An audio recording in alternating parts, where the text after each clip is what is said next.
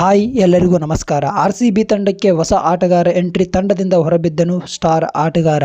ಇದೀಗ ನಮ್ಮ RCB ತಂಡ ಹೊಸ ರೀಪ್ಲೇಸ್ಮೆಂಟ್ ಅನ್ನು ಅನೌನ್ಸ್ ಮಾಡಿದೆ ಅಂತಲೇ ಹೇಳ್ಬೋದು. ನಮ್ಮ RCB ತಂಡದಿಂದ ಸ್ಟಾರ್ ಆಟಗಾರ ಹೊರಗಡೆ ಹೋಗ್ತಾ ಇದ್ದಾರೆ. ಯಾರು ಹೋಗ್ತಾ ಇದ್ದಾರೆ, ಯಾರು ನಮ್ಮ ತಂಡಕ್ಕೆ ರೀಪ್ಲೇಸ್ಮೆಂಟ್ ಆಗಿ ಬರ್ತಾ ಇದ್ದಾರೆ, ಇದರ ಬಗ್ಗೆ ಸಂಪೂರ್ಣವಾದ ಮಾಹಿತಿಯನ್ನು ಈ ಒಂದು ವಿಡಿಯೋದಲ್ಲಿ ತಿಳ್ಕೊಂಬರೋಣ. ಅದಕ್ಕಿಂತ ಮುಂಚೆ ನೀವಿನ್ನು ನಮ್ಮ ಚಾನಲ್ಗೆ ಸಬ್ಸ್ಕ್ರೈಬ್ ಮಾಡ್ಕೊಂಡಿಲ್ಲ ಅಂದರೆ ಕೂಡಲೇ ಸಬ್ಸ್ಕ್ರೈಬ್ ಮಾಡ್ಕೊಳ್ಳಿ. ಬನ್ನಿ ವಿಡಿಯೋ ಶುರು ಮಾಡೋಣಂತೆ. ಇದೇ ಮೇ 23, 2025ರಂದು RCB ಮತ್ತು SRH ತಂಡಗಳ ನಡುವೆ ಲಕ್ನೋನಲ್ಲಿ ಪಂದ್ಯ ನಡೆಯುತ್ತೆ. ಈ ಒಂದು ಪಂದ್ಯ ಮುಕ್ತಾಯಗೊಂಡ ಬಳಿಕ ನಮ್ಮ RCB ತಂಡದ ಸ್ಟಾರ್ ಬ್ಯಾಟರ್ ಆಗಿರುವಂಥ ಜಾಕೋಬ್ ಬೆಥೆಲ್ ತಮ್ಮ ನ್ಯಾಷನಲ್ ಡ್ಯೂಟಿಗೋಸ್ಕರ ಇಂಗ್ಲೆಂಡ್ಗೆ ಹೋಗ್ತಾ ಇದ್ದಾರೆ ಅಂತಲೇ ಹೇಳ್ಬೋದು. ಇದರಿಂದಾಗಿ ನಮ್ಮ RCB ತಂಡ ಇದೀಗ ಹೊಸ ಆಟಗಾರನನ್ನು ರೀಪ್ಲೇಸ್ಮೆಂಟ್ ಆಗಿ ಅನೌನ್ಸ್ ಮಾಡಿದೆ. ಇದೀಗ ಜೋಸ್ ಹೇಜಲ್ವುಡ್ ಅವರ ಬಗ್ಗೆಯೂ ಕೂಡ ಒಂದಿಷ್ಟು ಮಾಹಿತಿಗಳು ಸಿಕ್ಕಿವೆ. ಇವರು ಮತ್ತೆ ನಮ್ಮ ತಂಡಕ್ಕೆ ಬರ್ತಾರಾ ಇಲ್ವಾ ಅನ್ನೋದರ ಬಗ್ಗೆ ಅಪ್ಡೇಟ್ಗಳು ಸಿಕ್ಕಿವೆ.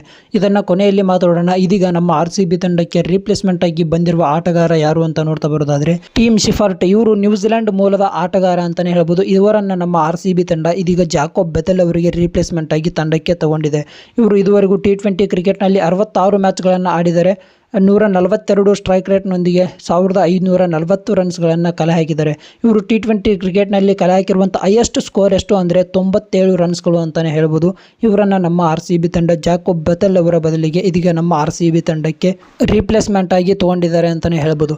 ಇದೀಗ ಜೋಸ್ ಹೇಜಲ್ವುಡ್ ಅವರ ಬಗ್ಗೆ ಏನೆಲ್ಲ ಮಾಹಿತಿಗಳು ಸಿಕ್ಕಿವೆ ಅಂತ ನೋಡ್ತಾ ಬರೋದಾದರೆ ಜೋಸ್ ಹೇಜಲ್ವುಡ್ ಅವರು ಇದೀಗ ಆಸ್ಟ್ರೇಲಿಯಾದಲ್ಲಿ ನೆಟ್ ಪ್ರಾಕ್ಟೀಸ್ ಮಾಡ್ತಾ ಇದ್ದಾರೆ ಎನ್ನುವಂಥ ಮಾಹಿತಿಗಳು ತಿಳಿದು ಬಂದಿವೆ.